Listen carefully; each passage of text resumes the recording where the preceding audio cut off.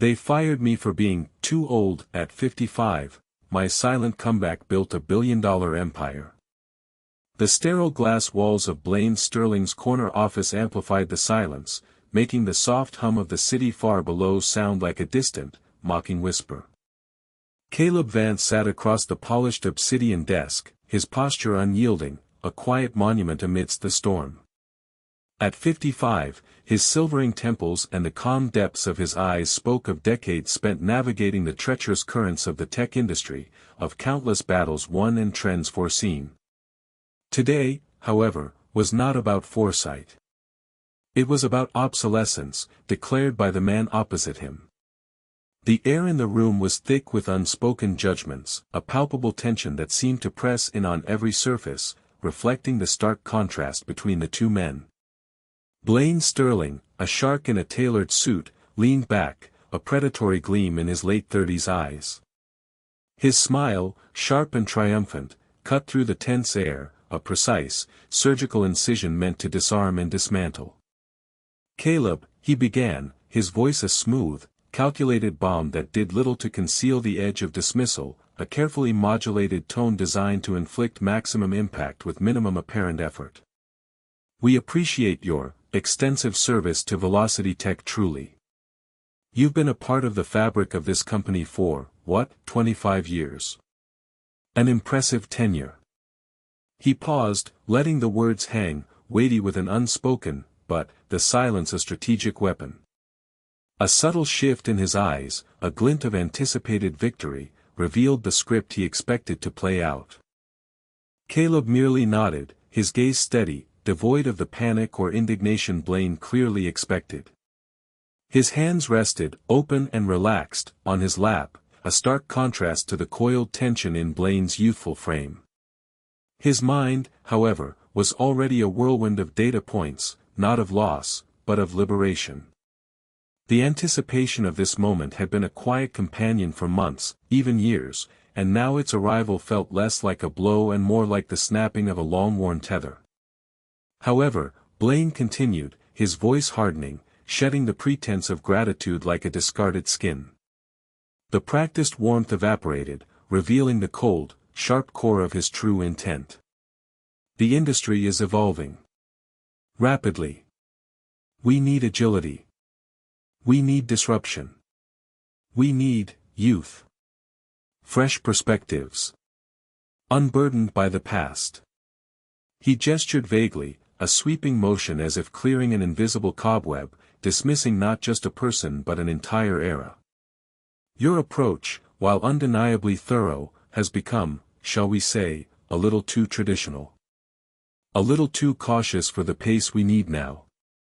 We're cutting ties, Caleb. Effective immediately." The finality of the words hung in the air, crisp and absolute, a verdict delivered without appeal. The words, though anticipated, still hit with the blunt force of a physical blow. A faint, almost imperceptible tremor passed through Caleb's frame, a fleeting acknowledgement of the human cost of such callousness. Too old, Blaine hadn't said directly, but the implication hung heavy, thick enough to taste, a bitter residue on the tongue. Resistant to innovation. Caleb, the architect of three major product lines that defined Velocity Tech's market dominance for over a decade, the man who had warned them about the very market shifts Blaine now championed, was being cast aside. He remembered the countless late nights, the meticulous research, the quiet satisfaction of seeing his long-term strategies bear fruit, all now deemed obsolete. A lesser man would have erupted. Would have argued, pleaded, or raged against the injustice, the blatant disregard for loyalty and contribution. But Caleb Vance had long ago learned the profound power of stillness. His mind, a labyrinth of interconnected data points and strategic pathways, was already several moves ahead, processing the implications, mapping the new terrain. He met Blaine's gaze, a flicker, imperceptible to anyone but himself, of something akin to pity in his eyes. Pity not for himself, but for Blaine, for his blindness, for the limited scope of his own ambition. "I understand," Caleb said, his voice level, almost serene. It was not the voice of a man broken, but of a man observing. A man calculating. Blaine's triumphant smirk faltered, replaced by a flicker of confusion, a momentary crack in his carefully constructed facade. This wasn't the reaction he'd scripted. He expected a scene, a plea for severance, anything but this quiet acceptance, this unsettling calm. The lack of resistance was more unnerving than any outburst. "Good," Blaine said, recovering, a hint of impatience creeping into his tone. He needed this conversation to end, to confirm his victory. "HR will handle the details. Your access will be revoked by the end of the day. We wish you well in your retirement." The word retirement was delivered with a subtle sneer, meant to sting, to dismiss, to relegate Caleb to the past he so eagerly championed. Caleb rose slowly, deliberately, his movements unhurried, a quiet defiance in their very measured pace. He didn't speak another word. He simply turned, his back to the man who believed he had just dealt a final, decisive blow. As he walked towards the door, the vast panoramic view of the city unfolded before him, a sprawling tapestry of opportunity, a vibrant landscape pulsating with untapped potential. Blaine Stirling, for all his youthful arrogance, saw only the reflection of his own unchecked ambition in the glass. He saw an old man, defeated, walking away. But Caleb Vance saw something else entirely. He saw the future, clear as day, a future he had already begun to blueprint, a future Blaine Stirling, blinded by his own hubris, was utterly incapable of perceiving. A silent, knowing smile touched the corners of Caleb's lips, a secret held close, a promise whispered only to himself. The game, he knew, had only just begun. And Blaine Stirling had just unwittingly provided him with the ultimate motivation, the final push he needed to unleash the true power of his vision. The release of the corporate shackles felt like the lightest weight lifted from his shoulders, freeing him to pursue a path he had long envisioned. To understand the quiet storm brewing within Caleb Vance, one must journey back decades, long before Blaine Stirling's meteoric, albeit shallow, rise. Caleb joined Velocity Tech in its nascent stages, a brilliant young mind captivated by the raw potential of emerging technology. He was not a flashy innovator, nor a charismatic public speaker. His genius lay in his perception, his almost uncanny ability to see patterns where others saw chaos, to understand the subtle shifts in human behavior that would eventually shape entire markets. He was a quiet observer, a deep thinker, whose insights were often dismissed by those who valued speed over substance, yet consistently proved prescient. He was the unsung hero of countless product launches, the quiet voice of reason in boardroom debates, the steady hand guiding the company through economic downturns and technological upheavals. His colleagues, from the junior engineers to the most seasoned executives, respected him not just for his intellect, but for his integrity, his unwavering ethical compass. He sacrificed evenings and weekends, poured his entire being into Velocity Tech, treating it less as a job and more as a living entity he was deeply invested in nurturing. He foresaw the dot-com bubble burst, guiding the company to pivot just in time, meticulously reallocating resources and refocusing product lines, saving them from ruin when many competitors crumbled. He championed the shift to mobile computing when many still clung to desktop dominance, meticulously laying out the market data, positioning Velocity Tech for a decade of unparalleled growth. He was, in essence, the company's strategic conscience, its institutional memory, and its most reliable predictor of future trends. The friction with Blaine Stirling began subtly, a creeping discord that grew into an open chasm as the younger man ascended the corporate ladder.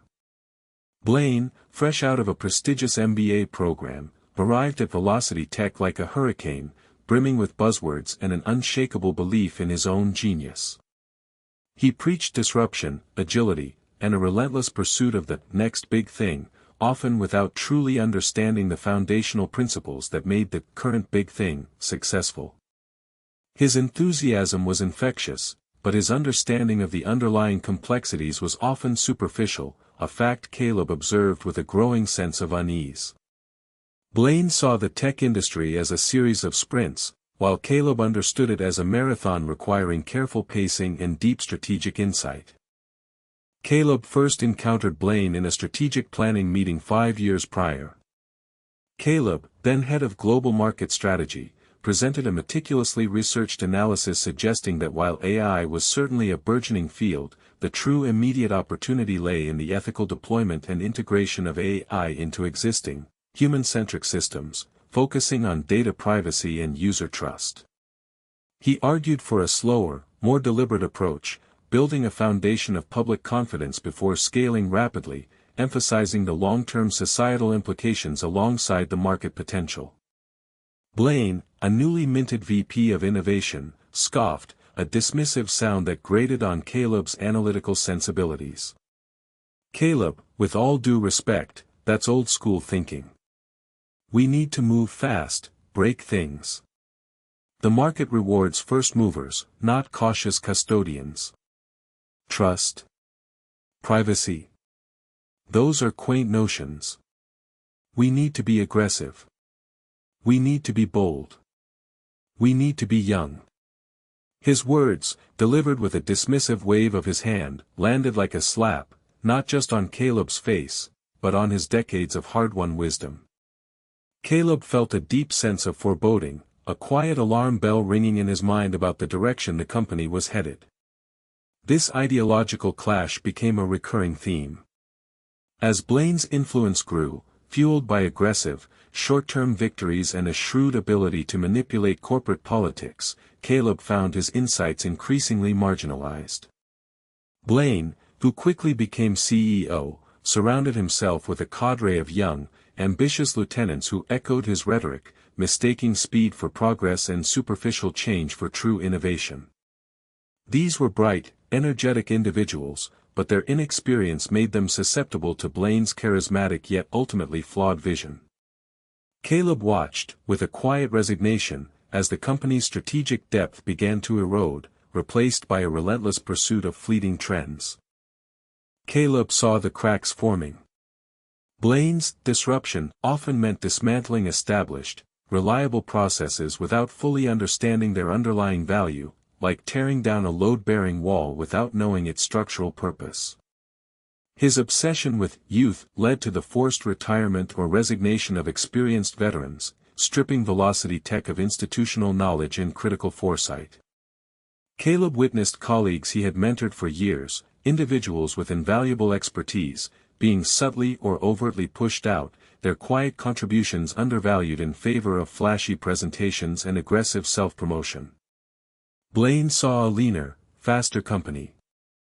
Caleb saw a company bleeding out its wisdom, slowly but surely hemorrhaging the very attributes that had made it successful. The tipping point came a year before Caleb's firing.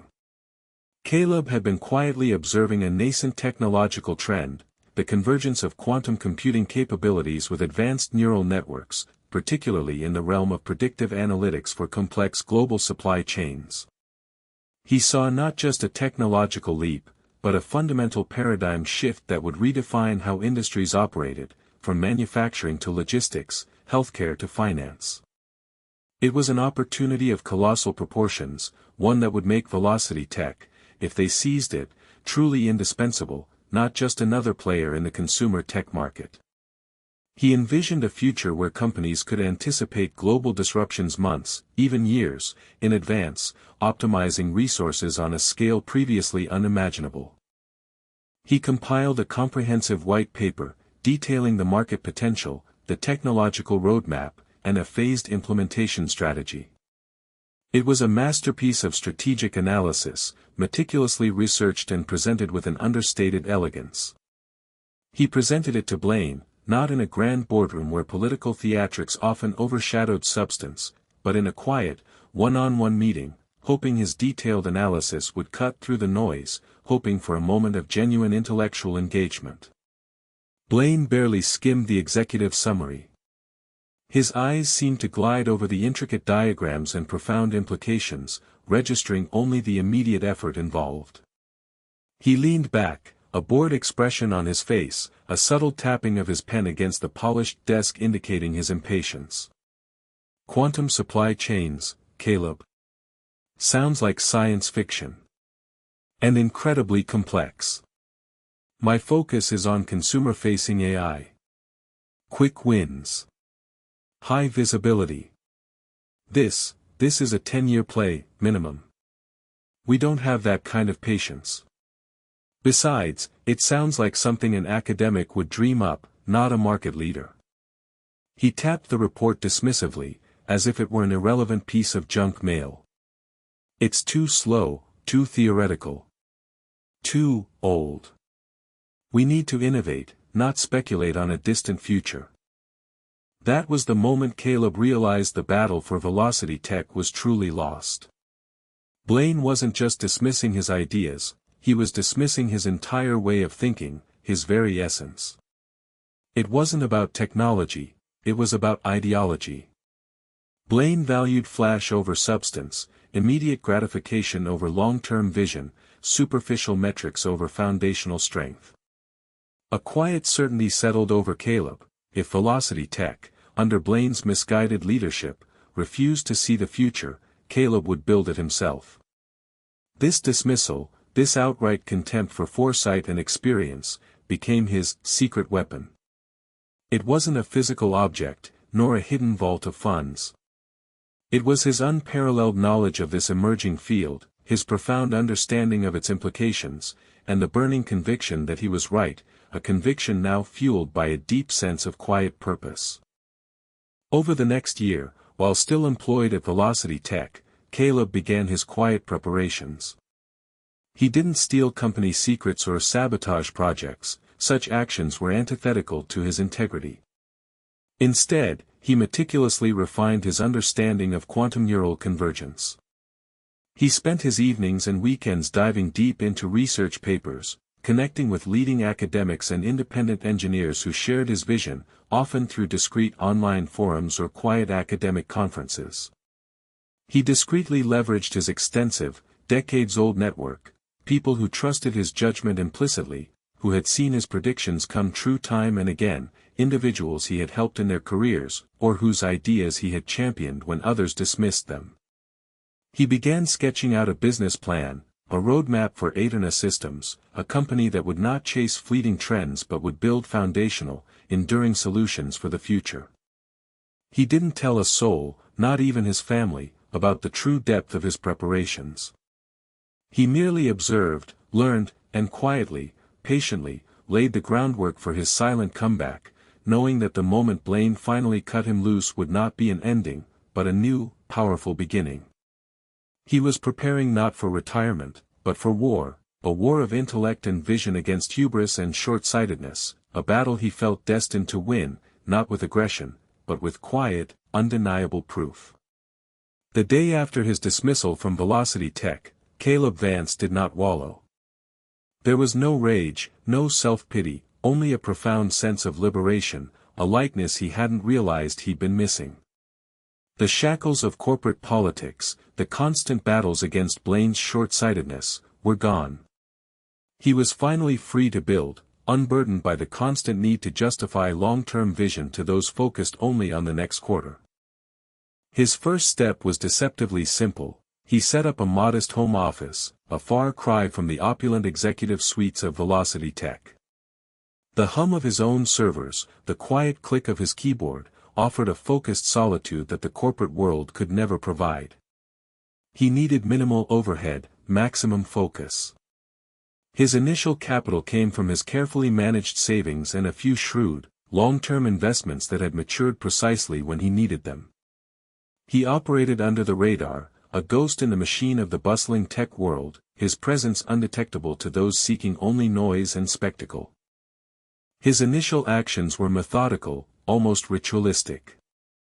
He wasn't building a product yet, he was assembling a team, a collective of minds who shared his unique vision, individuals who understood the profound difference between innovation and mere novelty.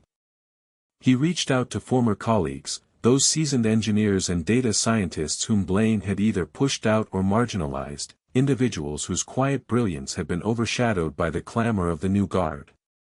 Dr. Anya Sharma, a brilliant quantum physicist who had left Velocity Tech after her research budget was slashed by Blaine's cost-cutting initiatives, was his first key recruit. She had shared his quiet concern about Velocity Tech's direction, recognizing the scientific illiteracy behind Blaine's decisions. Her quiet intensity and profound understanding of quantum mechanics were invaluable. Marcus Thorne, a logistics expert with an intuitive grasp of global supply chains, who had retired early, disillusioned by corporate bureaucracy and the erosion of strategic planning, was another. He saw the world in complex networks, a mental map of global trade routes and hidden inefficiencies.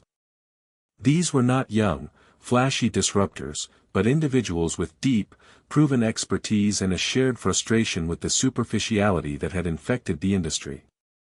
They understood the gravity of Caleb's vision for Aetherna Systems, to revolutionize global commerce through quantum neural predictive analytics. "We're not building a faster app," Caleb explained to them in hushed, clandestine meetings, often over coffee in anonymous cafes, their voices low and earnest amidst the clatter of porcelain. "We're building the nervous system of the future global economy. We're offering predictive power that can anticipate supply chain disruptions months in advance, optimize resource allocation on a global scale, and adapt to geopolitical shifts with unparalleled speed." Blaine Sterling sees only consumer apps. "We see the fundamental infrastructure." His words resonated deeply with them, echoing their own frustrations and aspirations. They recognized the scope of his ambition, not as hubris, but as a profound understanding of future needs. His silence in the wake of his firing was precisely what Blaine Sterling interpreted as weakness. Blaine, riding high on his perceived triumph, doubled down on his youth and disruption agenda. Publicly, he spoke of Velocity Tech shedding its dead weight, modernizing its image, and embracing a new era of aggressive innovation.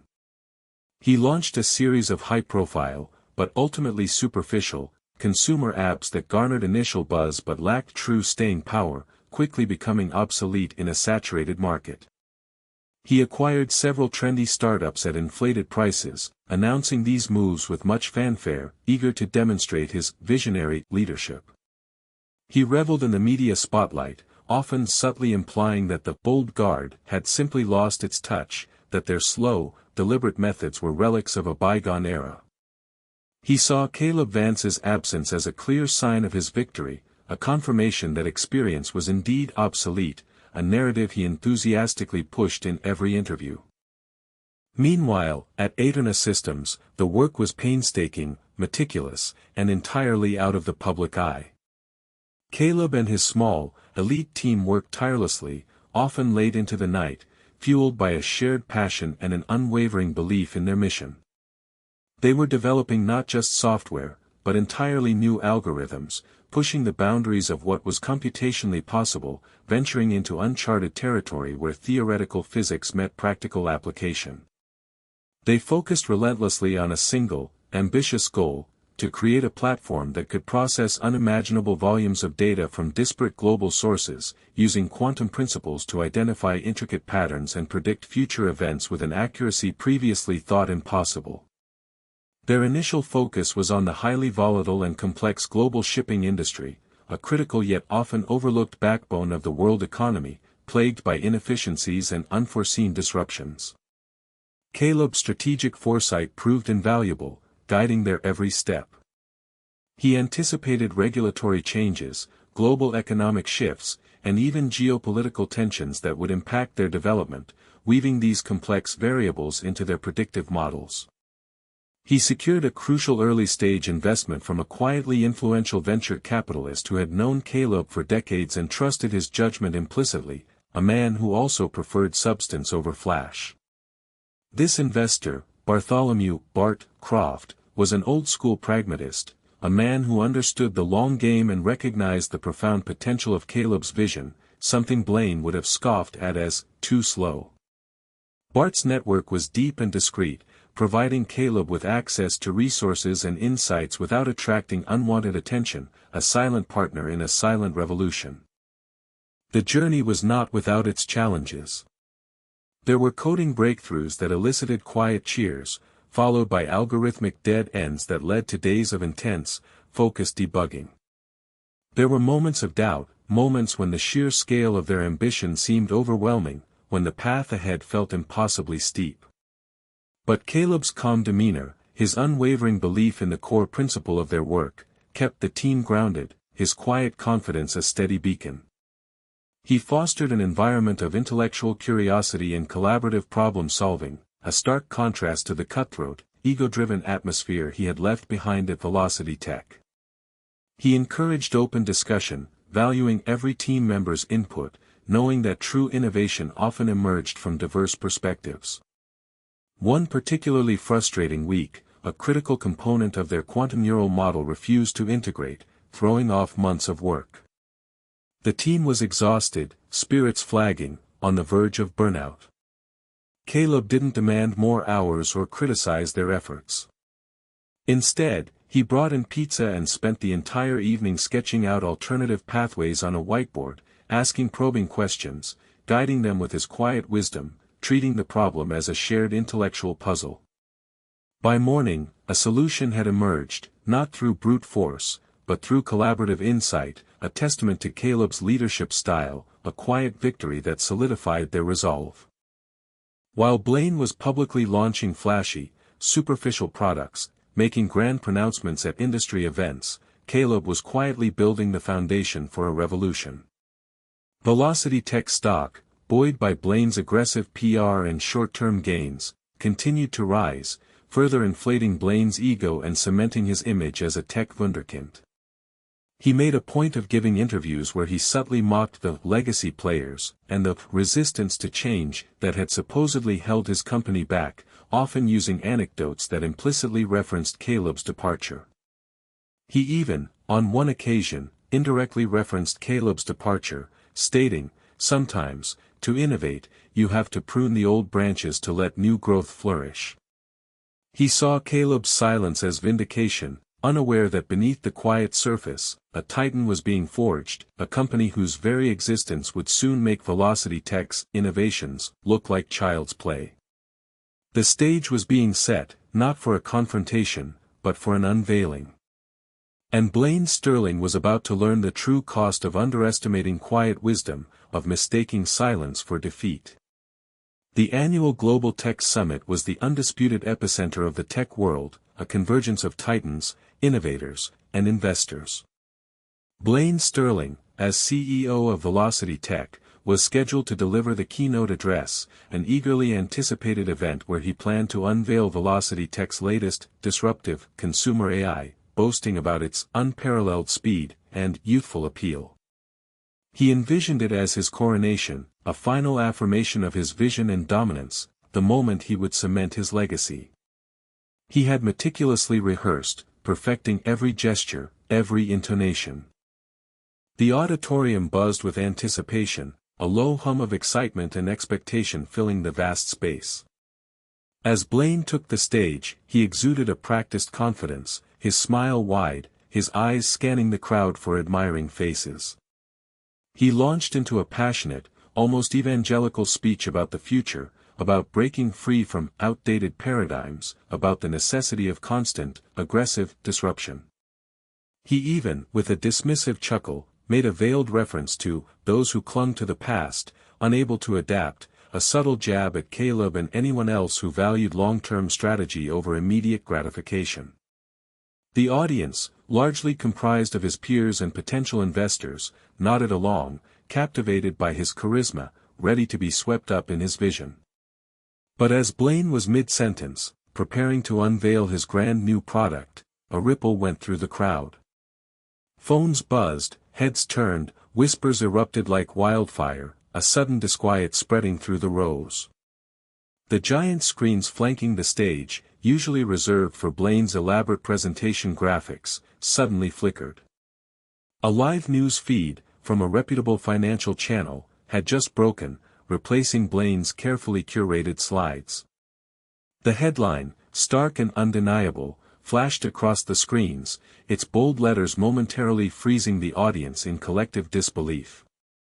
Aetherna Systems, a mysterious new player, valued at $1 billion in Series B funding, revolutionizing global supply chains with quantum neural AI. The collective gasp in the room was almost audible, a wave of stunned realization. $1 billion? A new player? Blaine's voice faltered, the carefully constructed rhythm of his speech shattered. His eyes darted to the screens, his carefully constructed composure shattering, replaced by a dawning horror. The news feed continued, showing a discreet press conference taking place simultaneously in a quiet, unassuming office across town, a stark contrast to the grandeur of the summit. And then, the camera zoomed in. Standing calmly at the podium, his silver hair catching the light, was Caleb Vance. His voice, amplified by the news feed, was measured, confident, utterly serene, a quiet force that commanded attention without demanding it. Today, Caleb began, his image now dominating the screens in the auditorium, eclipsing Blaine's bewildered face, making him seem small and insignificant on his own stage. Aetherna Systems officially emerges from stealth mode. For the past year, our team has been quietly developing a revolutionary predictive analytics platform powered by quantum neural convergence. Our initial focus has been on optimizing global supply chains, a critical backbone of the world economy that faces unprecedented challenges. He spoke not with bombast, but with the quiet authority of someone who truly understood his subject, his words resonating with profound truth. He continued, detailing the platform's capabilities with precise, technical clarity, its ability to predict logistics bottlenecks months in advance, optimize shipping routes to reduce costs and environmental impact, and adapt to unforeseen global events like natural disasters or geopolitical shifts with unparalleled accuracy. He spoke of partnerships already forged with major global shipping conglomerates and manufacturing giants, companies that have been quietly desperate for solutions to the very problems Blaine Stirling had dismissed as too theoretical, too complex for his short-term vision. These were not trendy startups but industry titans, their names lending immense credibility to Aetherna's sudden appearance. The audience in the auditorium was stunned, a ripple of frantic activity spreading as investors frantically checked their phones, murmuring in disbelief. This wasn't just a new competitor, this was a fundamental shift, a company that addressed the profound, underlying complexities of global commerce, something far more impactful than another consumer app, something that solved real-world, multi-trillion-dollar problems. Blaine Stirling, standing frozen on the stage, felt a cold dread creep up his spine, a visceral punch to his carefully constructed reality. His eyes were fixed on Caleb's image, the face of the man he had cast aside, now the face of his undoing. Quantum supply chains, too slow, too theoretical, his own dismissive words echoed in his mind, a haunting chorus, a cruel mockery.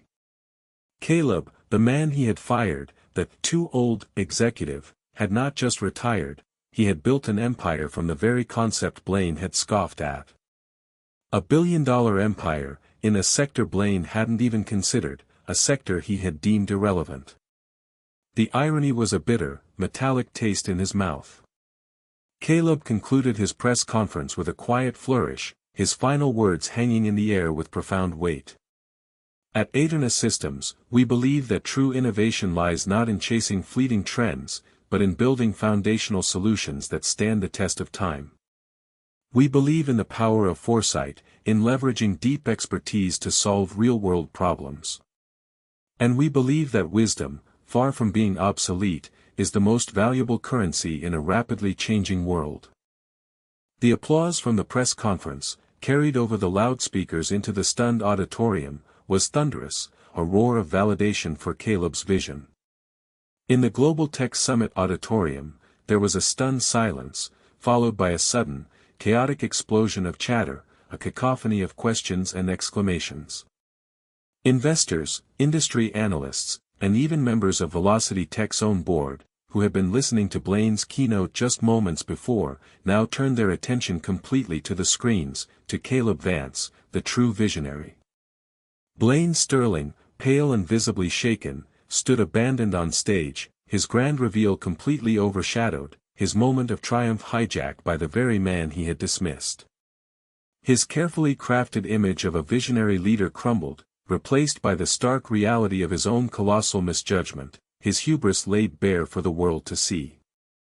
The irony was brutal. He had fired the man who held the key to the future, only to watch that man build the future, silently, patiently, and now, spectacularly, right under his nose.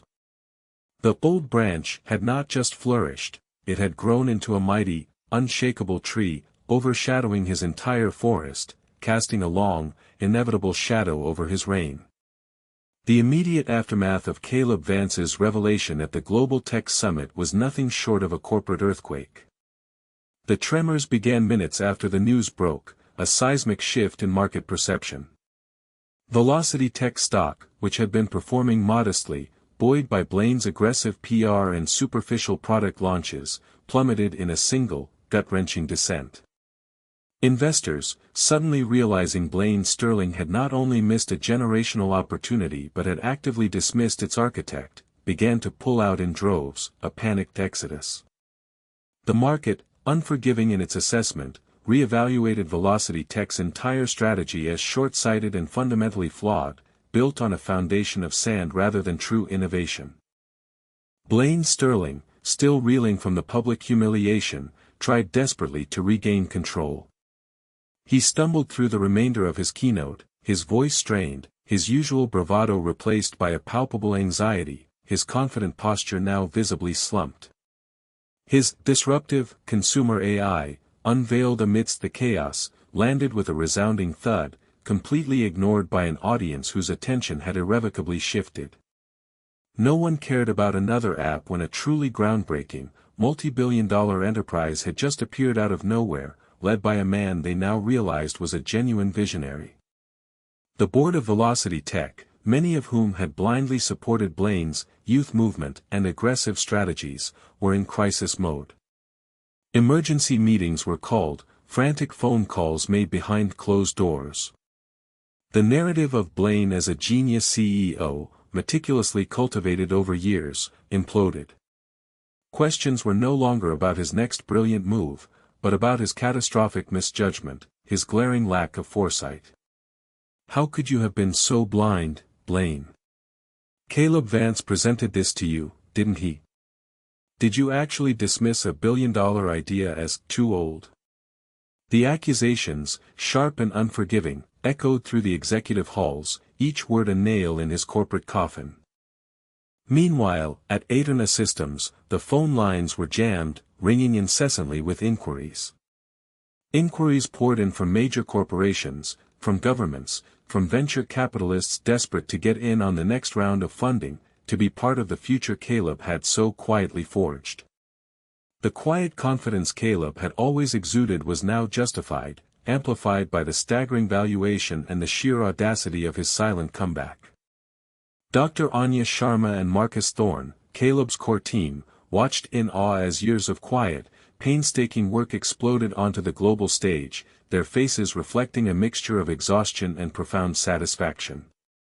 They had believed in Caleb, but even they hadn't fully grasped the magnitude of the impact, the sheer force of the quiet revolution they had helped unleash.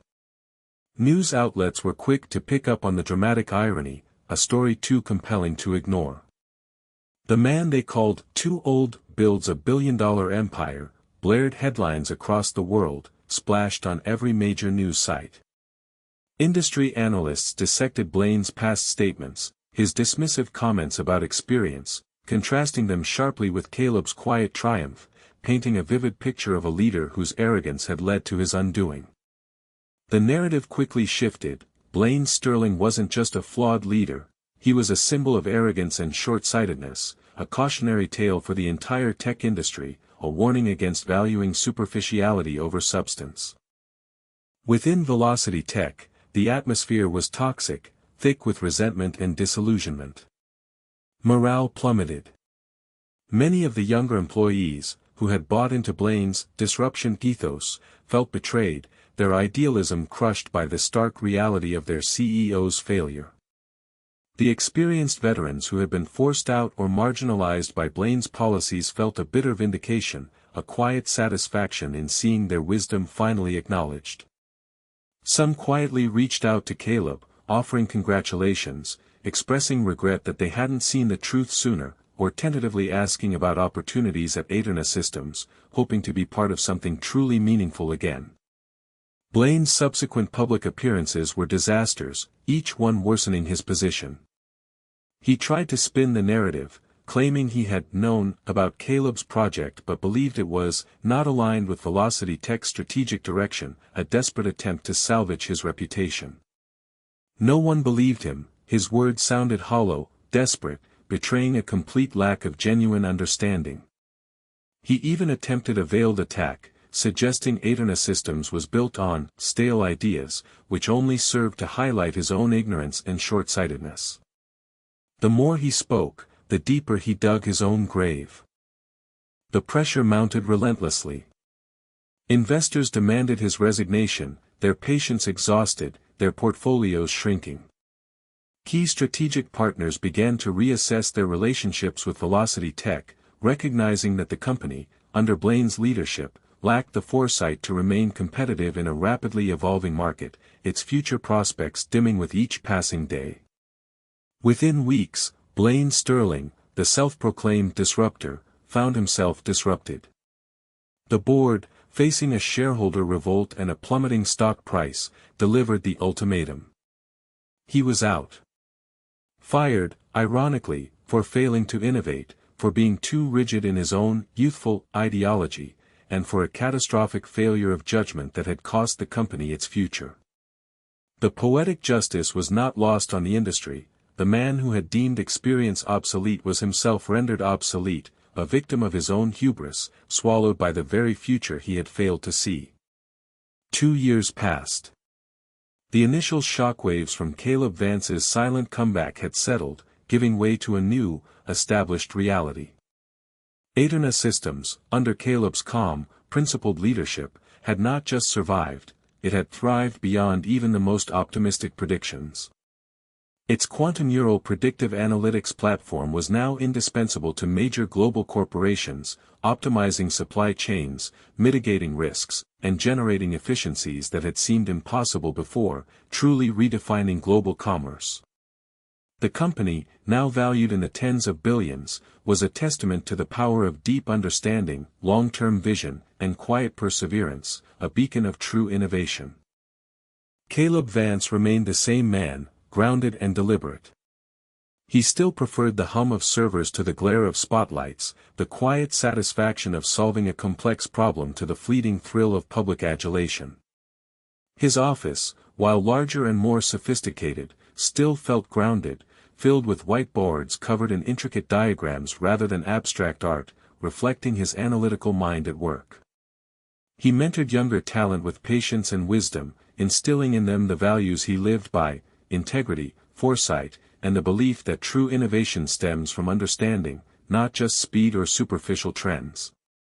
He found immense satisfaction in building something truly meaningful, something that provided real value to the world, far beyond the ephemeral trends Blaine had chased. His legacy was built on substance, not fleeting glory. Blaine Sterling, on the other hand, had become a cautionary tale, his name whispered in boardrooms as a stark example of arrogance punished. After his unceremonious ousting from Velocity Tech, he attempted a few comeback ventures, launching a series of ambitious but ultimately ill-conceived startups. However, his reputation was irrevocably tarnished. Investors shied away, wary of his past misjudgments, no longer convinced by his charisma alone. His arrogance, once mistaken for confidence, was now seen as a fatal flaw, a guarantee of future failure. Velocity Tech, under new leadership, struggled to regain its footing, having lost its strategic compass and its most valuable asset, its wisdom, when Blaine had cast Caleb aside. The company eventually languished, a shadow of its former self, its once formidable market position eroded, eventually acquired by a larger, more stable firm that valued long-term strategy over short-term spectacle. Caleb, looking out from the windows of Aetherna Systems headquarters, observed the bustling city below, a world his company was helping to navigate with unprecedented clarity. He often reflected on the journey, on the quiet path he had taken. He bore no malice towards Blaine, only a quiet understanding of how easily ambition can blind one to true value, how a hunger for immediate success can obscure the profound potential of a distant future.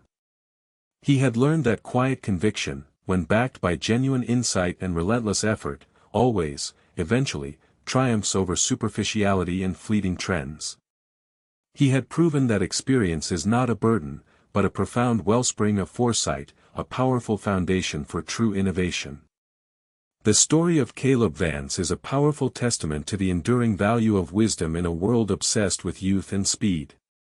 It reminds us that true strength often lies not in loud declarations, but in silent dedication, not in breaking things for the sake of disruption, but in building foundations that stand the test of time.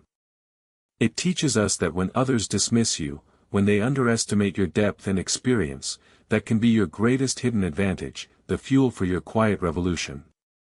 For in the quiet moments of underestimated potential, truly revolutionary empires are often forged, proving that the most profound comebacks are not born of anger, but of unshakable conviction and the silent, undeniable power of knowing you are right. The story of Caleb Vance is a powerful reminder that true value often lies in places overlooked by the superficial. If you found inspiration in Caleb's quiet triumph over injustice, you're in the right place. Our channel is dedicated to bringing you more stories of resilience, unexpected comebacks, and profound life lessons where justice, in its own unique way, always prevails. Don't miss out on our next deep dive into similar narratives. Make sure to hit that subscribe button and ring the notification bell so you're always the first to know when a new story drops. And now, we want to hear from you. Have you ever faced a similar act of ingratitude or been underestimated because of your experience? How did you respond? Or, if you were in Caleb's shoes, what would have been your first move after being told you were too old? Share your thoughts and stories in the comments below. Your insights fuel our community,